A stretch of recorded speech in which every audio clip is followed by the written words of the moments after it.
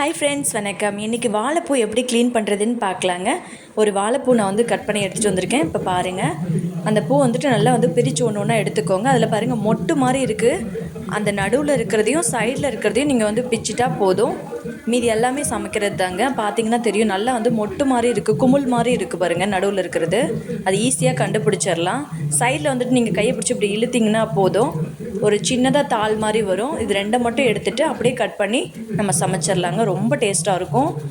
இதில் முட்டை போட்டு சமைச்சா ரொம்பவே சூப்பராக இருக்கும். நான் அந்த வீடியோ எடுத்திருக்கேன். நாளைக்கு நான் அப்லோட் பண்ணுறேங்க.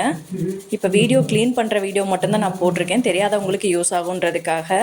பாருங்கள், இந்த ரெண்டை மட்டும்தான் எடுக்கணும் அந்த பூவில் இருந்துட்டு. நம்மளோட சேனலை ஃபர்ஸ்ட் டைம் பார்க்குறீங்கன்னா சப்ஸ்கிரைப் பண்ணிக்கோங்க. இந்த நடுவில் இருக்கிறத நம்ம அப்படியே கட் பண்ணி உள்ளே சேர்த்துக்கலாங்க. இது பிஞ்சு தான். வீடியோ பிடிச்சிருந்தால் லைக் பண்ணுங்கள், ஷேர் பண்ணுங்கள், சப்ஸ்கிரைப் பண்ணிக்கோங்க. தேங்க்ஸ் ஃபார் வாட்சிங். தேங்க்யூ.